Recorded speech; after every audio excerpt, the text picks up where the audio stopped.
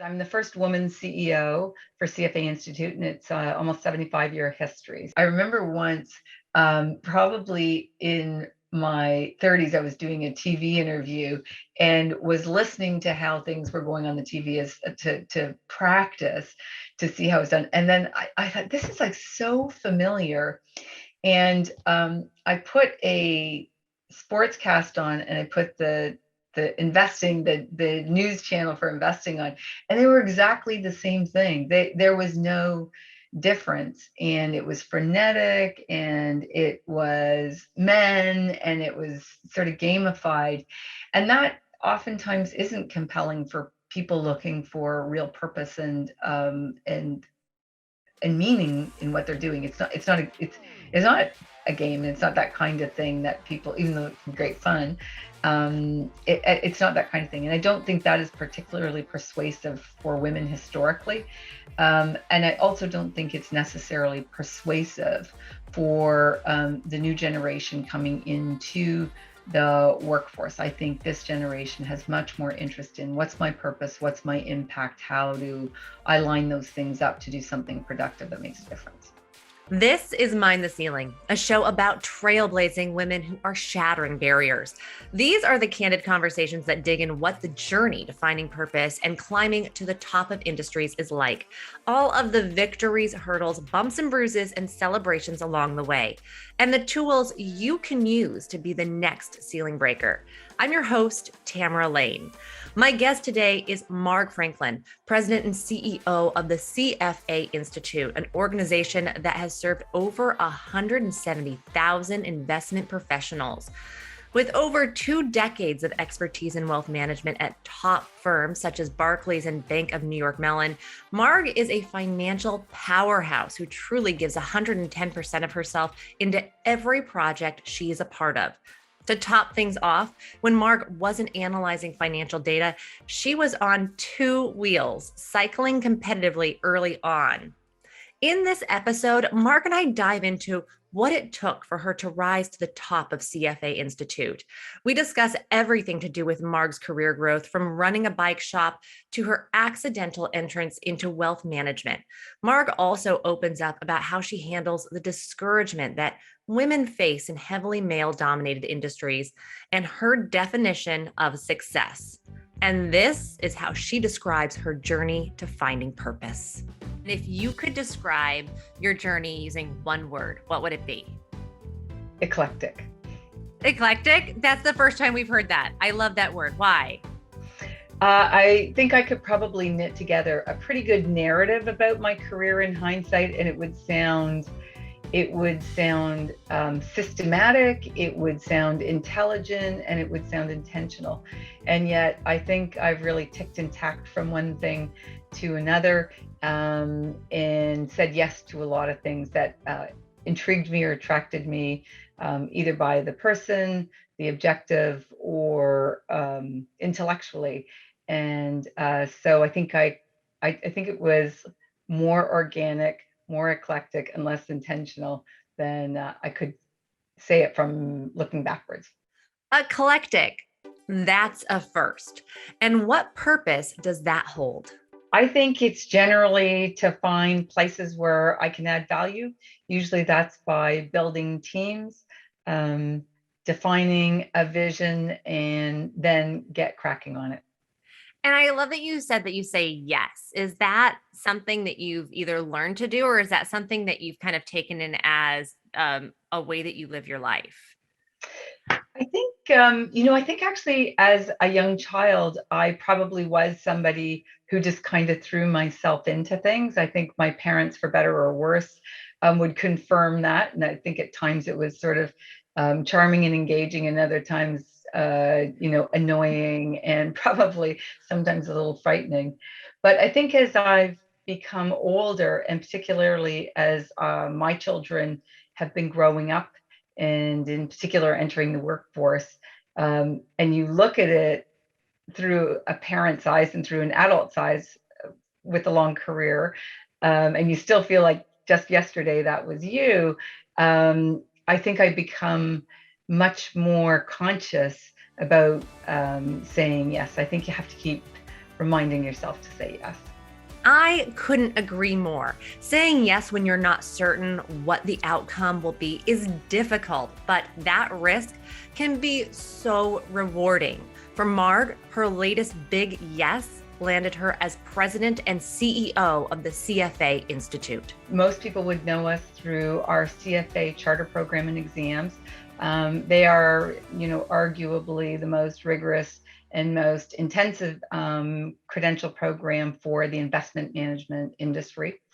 We also do research, advocacy, and standards for the investment industry, and all of those are centered on investment outcomes and ultimately for the benefit of society. So it's a purpose-driven organization. We have 170,000 investment professionals around the world in 164 spots around the world. I was going to say there's a ton of people that are part of your organization, but also just that follow you on LinkedIn. When I was looking, I was like, you have a lot of people that look up to you and follow your thought leadership. I think it was close to 40,000 people. That's incredible. Yeah. So talk to me, what does this look like? Like a lot of people, I was going to say break down wealth management for me and what that career is, but what does it look like to manage such a large operation? Well, I think the first almost 30 years of my career were actually as a practitioner in the investment management industry. So I started on the institutional side, working with pension plans, sovereign wealth funds, government entities, endowments, and foundations. And then the latter half of my career working with high net worth families, and throughout really running teams and then businesses.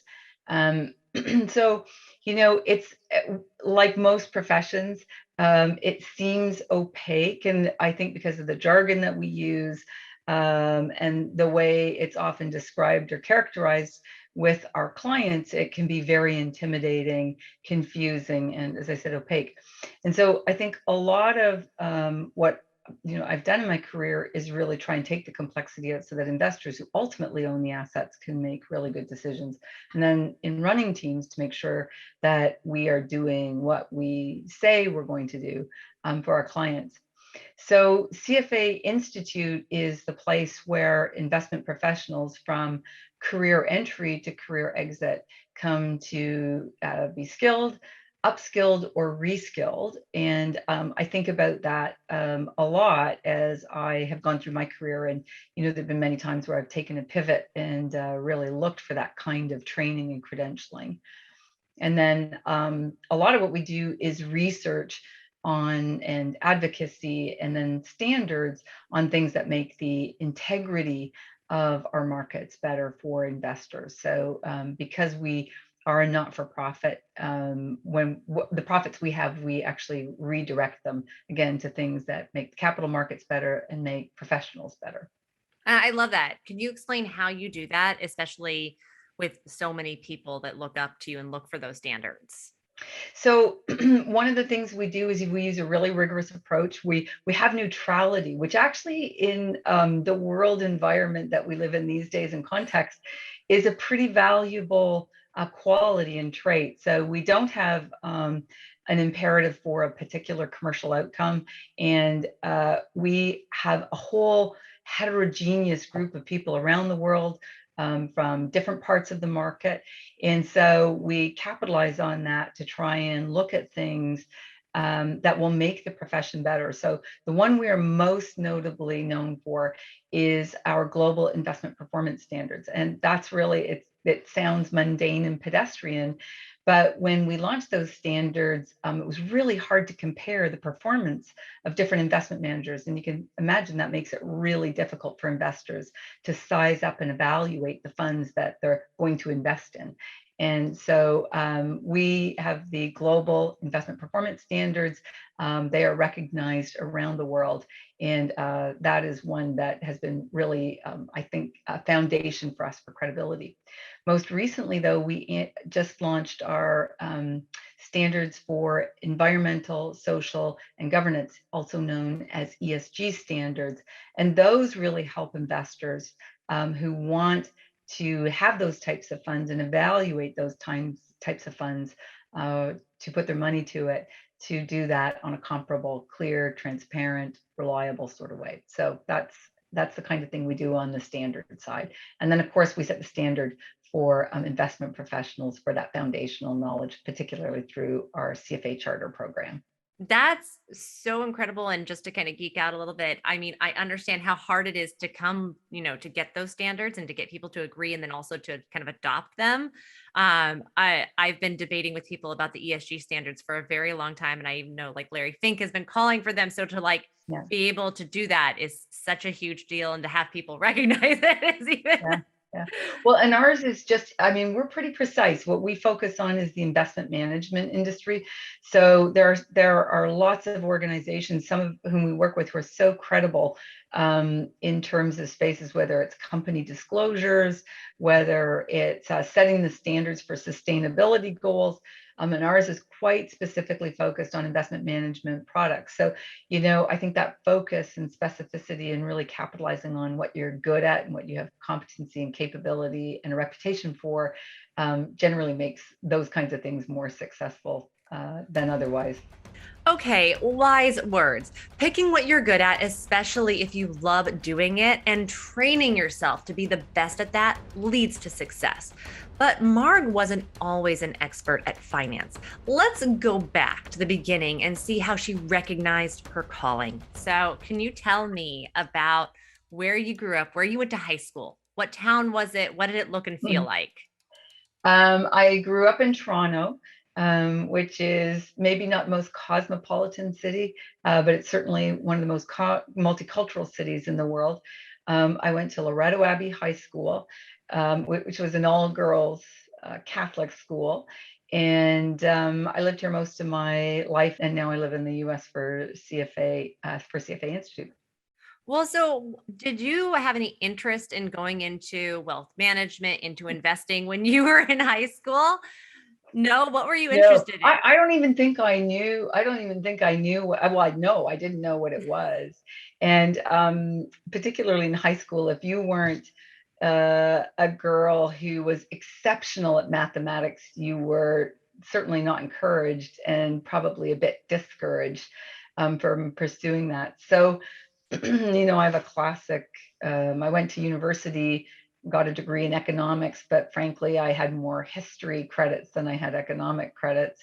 And I came out in the recession, crash of '87, and the recession, and really went through 5 years of trying to find a career, right? I started an insurance company and then ended up running a bike company and then ended up in marketing.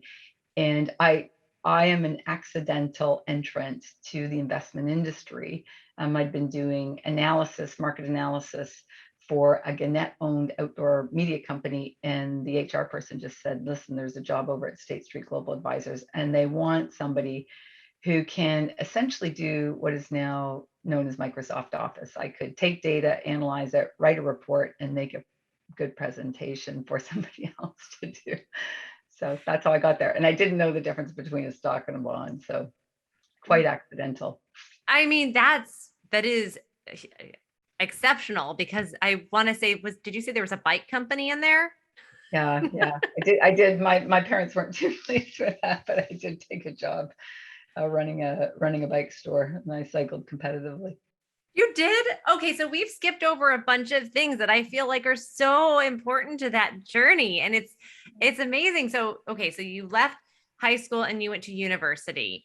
I always ask, did you take a gap year?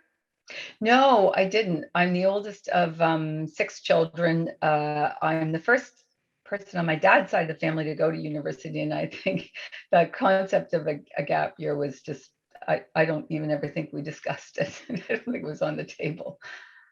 And you were interested in history. What got you excited about history? I just think I was interested in a lot of things. If I were truthful, I can get pretty excited about a lot of things. So I just took a general degree. I like economics. I like history. I like English. I like politics. There's very little sciences, very little that doesn't capture my attention. I love to read, and I like new ideas. So focusing was probably a bit difficult for me in high school or in university. Well, I can imagine that economics is very helpful for you moving forward, but is there anything that you think that history has helped you with in your career? Oh, for sure. I mean, history is critical when you're in the moment. I often go back to history books or read memoirs of people that give you context, historical context. And what do they say? History never repeats itself, but it sure does rhyme. And I think that's an incredibly important feature. So yeah, I love. I really enjoyed history when I was in university. And studying history played an important role in shaping how Mark thought about investing, similar to an academic. So, I mean, we're going to talk about how women do in the business, and it is a male dominated business. It's a very particular type of business. So, I will say early in my career, I would have been interested in things like communications, essentially taking um, complex topics and ideas and breaking them down into pieces and then making them comprehensible. Behavioral finance, that we have a term for that now, but watching how people would respond and the decisions they would make was fascinating. So it was a constellation of ideas and how they'd come together in research to make a decision about the future prospects of a company or of a sector or of an asset class, and putting all those things together, I think for me was always pretty exciting and pretty interesting. And when she wasn't in the history books or thinking about data and financial models, Marg, well, she was on a bike. You went to an insurance company, you said, and then the bike shop. So you ran a bike shop and you cycled competitively. Yeah. Do you still cycle? Do you know what? I didn't for years after my son was born, which is a long time ago, and I was afraid. I was afraid I'd get hit on the road or whatever. And I got back on a bike, on a spinning bike, about 10 years ago. And you can do a lot of things on a spinning bike that you can't do on the road. So I'll probably get back on the road. Probably I tried last year and then the pandemic hit and it didn't work. But I think now my kids are grown up, so I can afford to be a little braver on the road. Well, because I'm always fascinated with like the choices that we make. We take something with us from every job, right? And we Yeah. take something with us from all of our passions. And that's what like gets us to this pinnacle of where we're at. And so I'm curious what biking has continued to and cycling competitively, because it's also a solo sport. I guess it is a team sport. What that has helped you with your now career that you're doing. Oh, I think sports are just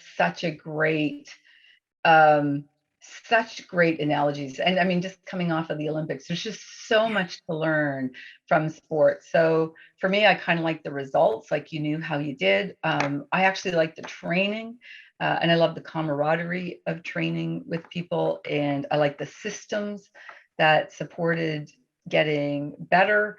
I liked all of it. And I like physical stuff, so there was that. But I found, I don't know, I found it I think quite a great sport. Plus, you're outside in usually generally beautiful spaces. So I found it really good discipline, great people, very focused, results oriented, and generally in pretty good surroundings. So not bad at all. Okay, let's all take a breath. It is so important to be able to take a breath from your daily grind with something so different. For Marg, that was cycling. What is it for you? Make sure you have that balance throughout your career. Marg cycled growing up competitively and is always trying to make it a part of her life. But let's walk to the other end of the work-life balance. Where was Marg in her early career? Tell me about how you went from doing the marketing to getting that job opportunity. Was that from someone who you were close with, or that we always try and talk about mentorship. Like, Yeah. how do you build those bonds that get you those next opportunities? I had a great boss, who then became my best friend. I had to beg her to be my friend because I think she'd read a manager's manual that you weren't supposed to fraternize with the help. But she was very, very disciplined, very quantitative, very analytical and methodical in the way she approached things, had just an outstanding positive attitude, was a great communicator. And I think at that point, I'd been 5 or 6 years at work, or 5 or 6 years working, so not very long in. I think she was just a person who had a lot of a knack for talent, to finding talent. And then I think she gave opportunity to people. Like if you asked for it, she'd give you opportunity and she'd give you guidance. And I have always admired and mimicked that thing on betting on potential rather than the proof of the resume. And it made a big difference for me. She taught me all kinds of skills. She gave me excellent feedback, very critical feedback, which helped me get better. And I think she herself is an athlete. So I think she saw that same sort of spirit of, your results tell you something and then you get feedback from your coach and you take it. And so I think she built up a resilience, in analytical capability in me, and then ability to bring it all together for whatever client you were serving, and great integrity. No matter what industry you are going into, learning how to receive critical feedback and guidance from a mentor is essential to growth. For many, though, critical feedback is often something that isn't easy to digest. So, how did Marg learn to be so open-minded about it? I think growing up in the family that I grew up, there are four of us within 4 years of each other, all packed tightly. So I think we spurred each other on. We were very comfortable giving each other feedback. My parents were very comfortable giving us feedback, but you really wanted to do well, right? Like my parents really instilled in us a pursuit of being the best you can be. But with that many kids, you were kind of left to your own devices to do it. So I think for sure, the family that I grew up in made a really big difference. I was always around a lot of boys. So, they're pretty comfortable. Like if you're a tag along, girl, they're pretty comfortable telling you what they think. And I think, you know what, though, in my working career, I probably read it somewhere that feedback is a gift very early on. And I've had moments where, you just feel like you've been sucker punched. And I now learn to just sort of take a breath, go talk to somebody and unload, and then pick out that which was good for me to learn. And I think you can discipline yourself to take something away that is worthwhile to learn if you really are open-minded and you're looking for it, without being crushed by feedback. But I think a lot of people have great difficulty taking feedback. And I think oh, go ahead. I was just going to say, like the way you framed it, like that it's a gift, and that it's someone's time. And if they take the time to do that, that's a big deal. And you could grow so much, which you did.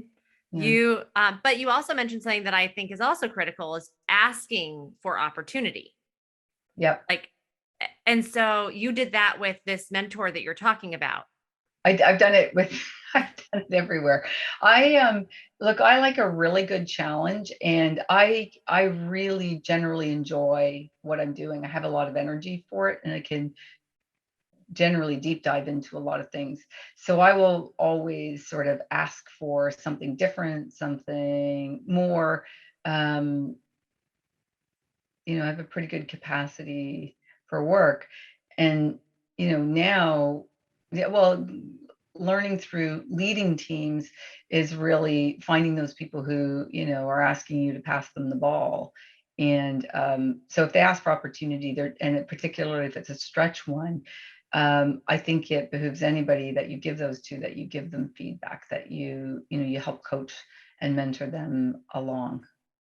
But not always the rosy feedback. Like it's got to be honest for growth. So let's pause.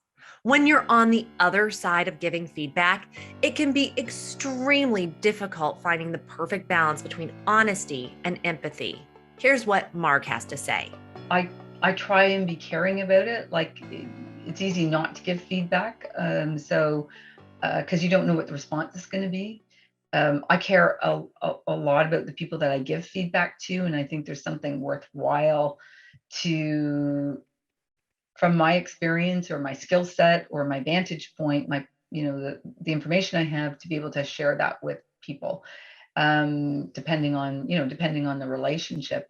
And then sometimes, people appreciate it, sometimes they don't, sometimes they get it, sometimes they don't.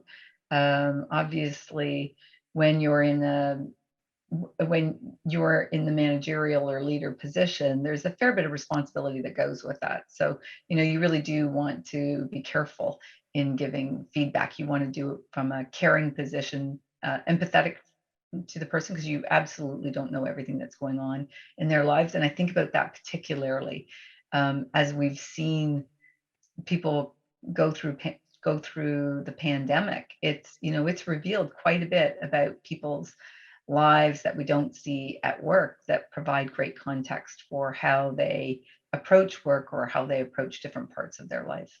Was it apparent that you wanted an opportunity when your boss said, I think you should go over to State Street? Oh no, it was no. It was actually the HR person, and she just said, there's the prospects here are not, there's not enough for you to do, and it's not a career trajectory for you here. And my friend is the HR person at State Street Global Advisors, and they're looking for somebody like you. And so it really was completely accidental and serendipitous. That's incredible. But that's a huge transition, and especially in the environment. So what was that like when you first went over there? How are you feeling? On the one hand, there was data coming from the markets every day that we would have killed for, on the side that I had just come from. So I just rinsed and repeated what I had done there from the business side, analyzing the competitors, analyzing the market. And they thought I was quite clever for that, even though I was like, wow, okay, sure. And then, while I figured out the difference between a stock and a bond, and I wrote my securities course, and then I realized that I really liked this industry. I thought it was a complex of skills. It was math, it was economics, it was history, it was the news, it was politics, and what we now know as behavioral finance. And so then I wrote my first level CFA, because all the portfolio managers, all the senior investment professionals, they all had their CFA, and they were coming up from Boston. And so I thought, well, I'll do what the successful people are doing. And I needed credentials, right? I had a BA, a bachelor's degree, in economics on paper, but in a hodgepodge of courses. And I needed something to succeed in the business. And so the CFA program was that for me, and I could afford it by money. I didn't have to, and I could afford it by time. I didn't quit my job to do it. And I mean, it absolutely made my career. And so when you were there, I'm curious, at what stage in your life were you? Were you already married? Did you have kids? I'm always asked the question after a podcast, how does someone keep their Oh, work-life balance when so that is yeah. I was married when I was recently married when I started at State Street.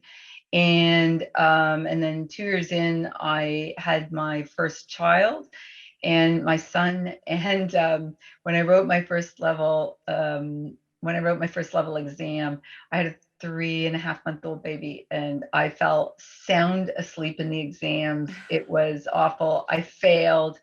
It was something else. And then I went back at it the next year. So yeah, so I was 29, 28, 29 when I had my first child, and then 33 when I had my second one. How did you maintain a work-life balance though? Or I mean, like a lot of times I'll answer, I don't.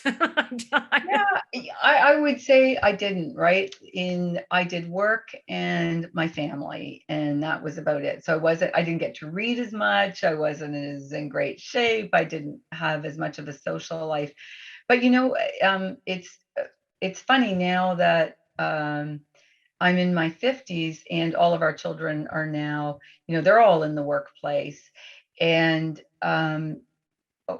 what surprises me is that my girlfriends that didn't work and those of us that did and stayed in the business long enough, we all had very hectic lives. Like everybody was really busy. So I don't know that anybody's was more or less. But at this stage, I don't have to reinvent myself. And I have a very distinct career path. And so, I mean, if you love what you're doing, I'd say carry on, because no matter what, it's hard. It's hard. And I was deeply grateful that I never had to rely exclusively on how my children behaved for my own personal, how I was going to be judged. I always thought, gosh, this would be, some days it's something else. So anyway. Well, and it's funny these days, and because I've got a 3-year-old, there's the blurred lines between parenting and working are just, yeah. So my 3-year-old makes an appearance on many of my conference calls. And so it's fascinating for new parents. Like, how do you juggle and career growth? What advice would you have for that? Well, I think you have to be pretty focused. Like you have to have a decision matrix that works really well. And then I think if you're in a reasonably good environment, you can talk about what a career path looks like. There are times that you may need to kind of slow down a little bit and acknowledge where you're at, and get your work life organized for that. And then times when you can ramp it back up, right? So I think, I was pretty intuitive about what were the most important things I needed to do. How do I get them done? I'm not I'm not a type A person in the sense that I need perfection. And in fact, I'm very clear to not let perfect get in the way of good enough.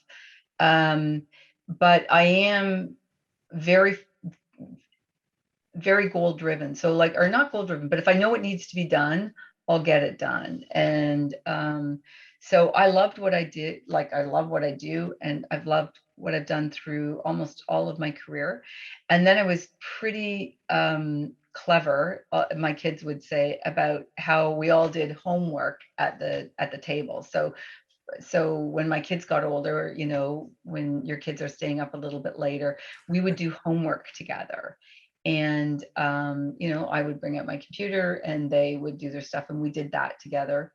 I was pretty intentional about, what I did with my children. And then I did have good help, right? We had a nanny for almost 20 years, and, somebody who I really trusted, and that made all the difference. So it's about putting the framework and the structure in place. Yep.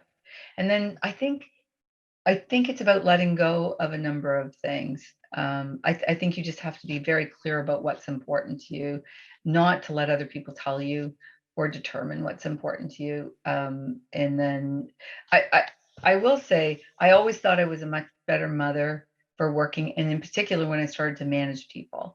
And I think I'm a much better manager because I'm a mother. I distinctly remember my son being about 5 or 6 years old and just behaving atrociously, and asking him, like, Jack, what? Like, you're a lovely boy and you're really kind, and what the heck is going on here? Like, you're not very nice and you're a little bit mean. And he just started sobbing. He goes, I just want to make people laugh. I just want to be funny. I was like, okay, well, that we can work with. But I've always thought about that when I see somebody struggling to try and understand what is it they're trying to achieve, and is it maybe the how the man or the how is not going so well to the what. There's probably a good why. Yeah, the dots are not connecting here. Yep. Every one of us have busy lives to tend to. Our goals keep us focused, and our passions are what keep us going. Only you can determine what's best for yourself. And sometimes that means taking a step back when you're feeling overwhelmed. Now, back to Marv, and what was the next step of her journey? Yeah. But then you went on to several other, you went on to Mercer, and then you also went on to Barclays. Like, Um, what made you make the jump? And you were also in a very interesting time because I still think of that time in wealth management and investing as very much a boys' club. Yeah. If I'm wrong, please Nope. straighten out Still my is. view of Wall Street. Nope. It still is. It still is. I had spent 5 years at State Street Global Advisors, and then I really didn't understand how clients made decisions. And the two guys who were running Mercer's investment consulting practice said, do you want to come join us? And here's what we're doing. And I thought that would be really a great way to get to understand how, to do broader work, to understand how clients made decisions, to really kind of sit alongside clients and look at that whole framework. So I did that. And then my husband's an architect. And so two sort of consultants in the family was absolutely not going to work. We were definitely burning it at both ends. And so then I went back to the asset management business, to Barclays and to BGI. And I continue to think that was really one of the best companies I ever worked at. It was led by Patty Dunn. And she had worked her way up from a secretary to become, the global CEO of what was eventually acquired by BlackRock. She came from very modest and humble beginnings, and her thing was democratizing professional investment management, so that everybody could have a chance to invest money. And I continue, she had that phrase, doing well by doing good, and I continue to think that that her ethos inspires me, and the way she did it. Right, this is in the 90s. She looked like a woman, she sounded like a woman, she behaved like a woman. Half her management team, there were women everywhere. It was diverse by backgrounds of people. So I didn't really think much of the things that we talk about now, because I'd been in an organization that had all that, and just a great system and framework, very clear. And so I found that really inspiring, and I hope, I'm doing some of the same things at CFA Institute. That's incredible because you're right. That does, again, just from what I know, it sounds like an outlier. It Um, was, yeah. and not the case for everyone. But I'm curious about you. I mean, you were clearly kind of finding your path to where you are now. Mhm. Did you ever have an obstacle or challenge that you thought, okay, that's it, I might quit, or I don't know how I'm going to get over this? Oh, sure. I think, I think if you look back over your year, I mean, I think in any year there's periods of time where you just kind of despair. But I'm not a particularly pessimistic person, and I usually would rarely think about quitting the whole thing for any length of time. Like, I always think about, okay, what's the alternative? And has never been particularly attractive for me. So then, you kind of dig down into what is it that's not working. I talk to people who I care, who care a lot about me, and who I think have good, astute judgment, who know me well and provide good critical thinking and feedback for me. I almost always start with my father, who I think holds me to a pretty high standard, and he's got pretty clear views on some of these things. And then my friend, my now friend, who was my boss, who gave me that opportunity to really develop analytical skills and job related skills that allowed me to go into the industry. And then, I have mentors and friends along the way who I think, um, provide different and unique perspectives for me to consider, about why I might make a move. And then usually I just go for it. There's been a lot of talk recently, so I'm going to kind of try and see if I can grab this into the mentor field, because I think what you're saying is really important about how you should, like when you're interviewing for a job, you should, you're interviewing the company as well. So I kind of feel like asking you the same question when it comes to mentorship. How do you pick your mentors? Oh, I think, um, I think I have just generally been attracted to somebody for a particular reason. It's often, if I think of people, and mentors is sort of a funny thing because we've put quite a framework around it, and it sounds like it has longevity to it. I've had people who've really advised me in intense periods of time, but they've been brief, months or a year. And then, oftentimes we've remained in good touch, but they haven't been a mentor for a long period of time. And then I have had people who have really made a pivotal difference to me.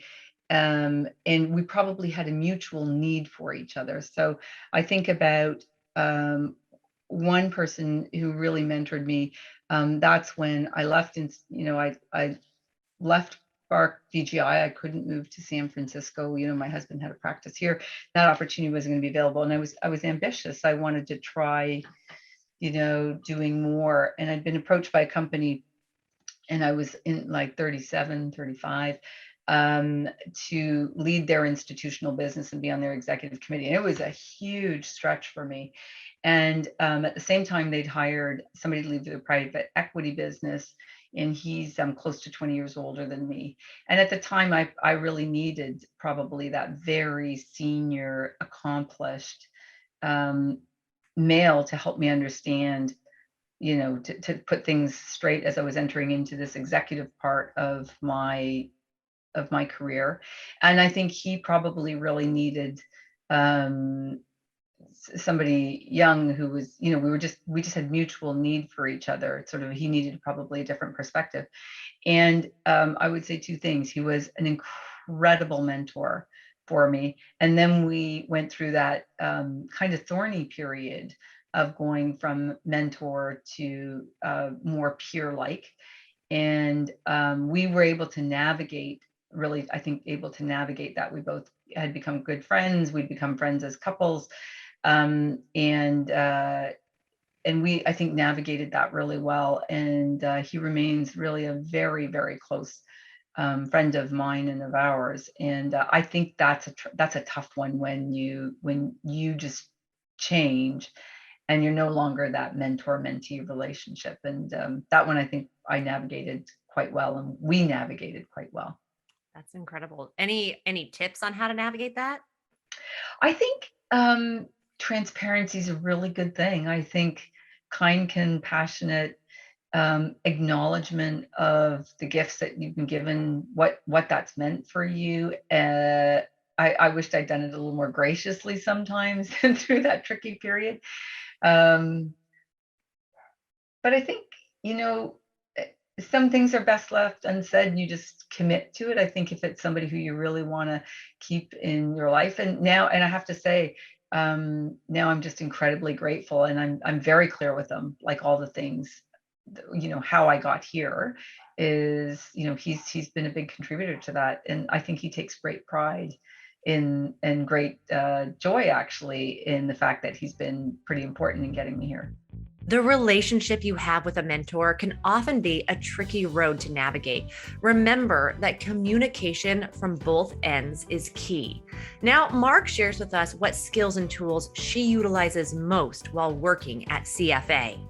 It really is all about the people, and that's really tricky, right? Like, you're trying to hire the right talent, you're trying to build teams. We're in a period of transformation in some regards, and it's been a heck of a year and a half for us. The pandemic hit us really very, very hard, and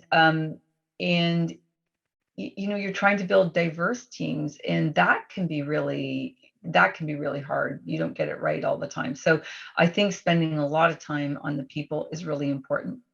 I think I learned that you do have to do the work. Like, when you're leading teams, if you're going to ask a team to do things, they have to be pretty assured it's not something you yourself aren't prepared to do. So I think that's something I've learned. And then I think it's, if there's one thing I've learned more, not because I've done it well all the time, is making sure you really understand the context of what you're working in. So I could go headlong into things. It's a natural sort of state for me. And I think as I've gotten older and as I've had more experience, I take more time to understand the context, more time to understand the players, more time to put things in their place before I go headlong into things. And what gets you excited about what you're doing right now? Well, I think that CFA Institute has such a pivotal role to play. Again, and really the two things that we do is, train people and provide those learning opportunities to make them the best investment professionals that they can be and that the world needs. And then really championing that research, advocacy, and standards that makes the profession better. And it sounds, it might sound simple and it might not sound so exciting, but I have never seen a more important time where the investment returns are likely to be challenged, right? We've gone through an extraordinary period of returns. The economy is different. The drivers that have made a 30, almost 40-year long tail great returns we're at the bottom of that, and it's going to be more challenging. You're going to have to work harder to create good sustainable returns for people at a time when actually they need us most, right? People are living longer, pensions aren't what they used to be, so financial security for people who've done a pretty good job of savings, a lot of that's entrusted to investment managers, portfolio managers, wealth managers, the whole system to support it. And then you're seeing a moment now, which often comes only like 50 to 75 years or so. And that's where the societal conditions and demands ask more of government, ask more of private sector, ask us all to do better. So that build back better is a real thing. And that's going to require great thinking, great minds to come together and people to put down some of their to collaborate more and cooperate.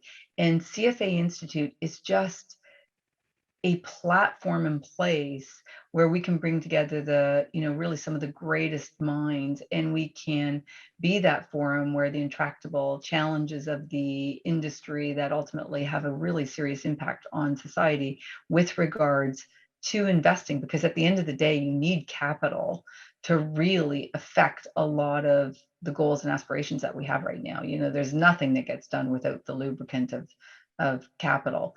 And I think we're just a great place for that to happen. And I think we have the teams in place, and we're really transforming to rise to that, to rise to that challenge, because I think we have the reputation, the capabilities, and actually I think the ambition, and we're able to work really well with private sector, with regulators, with all the players that make that important. And again, sometimes you need those neutral places, those neutral platforms for that to happen. 100%. It is so important that these platforms exist to create standards and become our guiding star. Knowledge is wealth. The more you know, the more likely you are to break ceilings.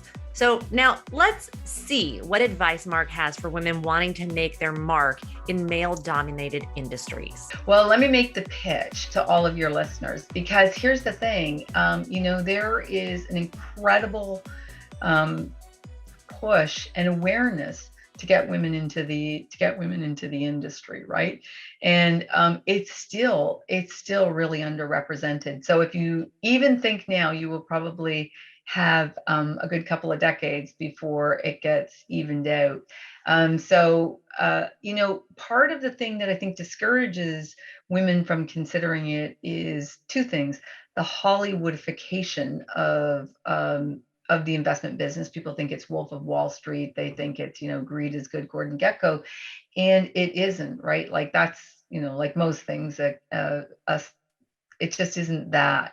And then we use language that isn't very compelling, but it is problem solving, and it has great consequence and impact on individuals, on families, and then on societies. Which you're saying is exactly what you can do. Yeah. Yeah, yeah. The other thing I will say is we need much broader skill sets. So if you don't have, I'll just use me as the poster child. If you don't have the world's most perfect resume, and you don't have, and you want to keep working, I mean, I think the one thing about the CFA program is, unlike many prestigious elite programs, it is entirely democratic on the way in and entirely meritocratic on achievement. And that is, it's affordable. You can do it while you're working. And it is globally recognized and considered the high standard for our profession. So it'll give you a leg up. And employers want to see that you're committed and disciplined, right? They don't expect you to come in perfectly. So I think it's an incredibly interesting business. And I've been at it for 30 years, and I have to say I wouldn't change very much. I don't think I'd change anything, because everything you did gets you to where you are today, right? And I feel pretty good about where it is. So if you could go back and tell yourself anything at 15, what would it be? Oh, I often think about this when my kids were 15 or when they're in their 20s now. And whatever I would have told myself, it just would have fallen on deaf ears. But I think the thing is, this too shall pass, those kind of horrible moments that you think, um, and the things that people had said to me, that I was good at, I wished I had heard better. I wished I had appreciated better. I think I focused on the things I wasn't necessarily good at to keep trying to make myself better. And I wish I had heard them both in equal balance. I wish I had the spur of that which I thought I wasn't good enough at. And I wish I had better heard the things that were unique about me, and good things that I brought along to employers. And I think finally, I have always felt this way, that I think passion is overrated. I think, as one of our board members says, that's for the bedroom, not for the workplace. But there's quite a bit of work and study done on being passionate about something. And I could get passionate about a lot of things. And the unique aspect of this particular business was it was complex. Again, it was like economics, history, behavioral finance, politics, people in all regards, in an intellectually stimulating business that at the time I thought would never get boring. And it never has. Every 5 years where I thought, something new came along, I could do something different. And I don't know many businesses and professions where you can say I've had a lifelong career of challenge and change and interesting stuff and interesting people. And I think I'm very grateful for having had that opportunity. But I threw myself into it. It suited me, and then I probably became very passionate about it. You said yes. Yeah, I said yes. Yeah, I said yes. Marg discovered her true purpose by saying yes to any opportunity that sparked her curiosity. She remains passionate about many things, such as cycling, but ultimately, she followed what she thrived at best: wealth management. Marg's career has been full of challenges and change. However, if she had the chance to do it all over again, she wouldn't change a thing, because through all the hurdles, she came out stronger than ever. As the first woman CEO of CFA Institute, Marg sees success as a challenge to surround yourself with things that pique your interest and keep you on your toes. And that is it. The unfiltered, undeterred journey of Marg Franklin, a passionate trailblazer leading the finance and wealth management industries. And now it's time for the Mind the Ceiling Mindful Minute with Anika Uden, our podcast's associate producer and potentially your company's next CEO. Anika, take it away. It was so nice to hear your story, and it was super inspiring. Just a lot of great advice out there. So for the Mindful Minute, it's just rapid fire questions, one word answers to one sentence answers. So you're at liberty for that. The first question is, what book changed your life or impacted you the most? Kill a Mockingbird. Awesome. Who is your most influential role model? I think Patty Dunn for my business stuff. Got it. What do you love the most about yourself? I think that I really just do throw myself into things. I think my energy and zeal for life. What do you do to relax or chill out? Hang out with my kids, and probably go for a run or a bike ride. If you could have a superpower, what would it be and why? Oh, I think to go at the pace I go, but in my mind to slow things down so I could see things better. I'm working on it. That's really, really insightful. And the last question I have is, what is the next ceiling you want to break? I think, the next ceiling is CFA Institute on a seriously global stage with the right players where we're making a difference and being part of that. We're excited to see you do that. And that is our show, Mind the Ceiling. And here we don't mind the ceiling because it's meant to be shattered. We are here for you. So please subscribe to the podcast wherever you listen to us and follow us on social media. And please, if you like us, share with your friends. And we would love to hear from you. Hit us up on Instagram. You can ask our guest questions or just celebrate your successes with us. We'd love to cheer you on along your journey. And with that, what makes us excited about the future?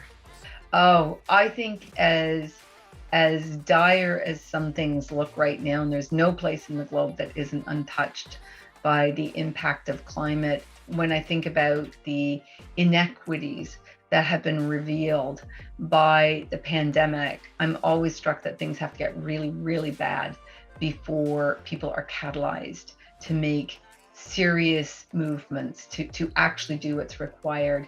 And I think we're there now. And I think that will require government, it will require citizens, it will require the markets, capital markets, to come together and build back better. And the steps that get you here, I can create a very neat narrative around it, but oh, wow. Do I ever feel completely excited about the role CFA Institute can play in that? I and my team are enormously ambitious about what that looks like and what our role will be for that. And, we're an organization that has fabulous people around the world who care deeply. And so to be sort of in the markets, but from this particular perch, it's pretty exciting and it's pretty privileged. Special thanks to my amazing team, associate producer Anika Uden, editor Michael Coleman, writing by Ann Dang, and my chief of staff, Sky Gatula. Thank you, everyone.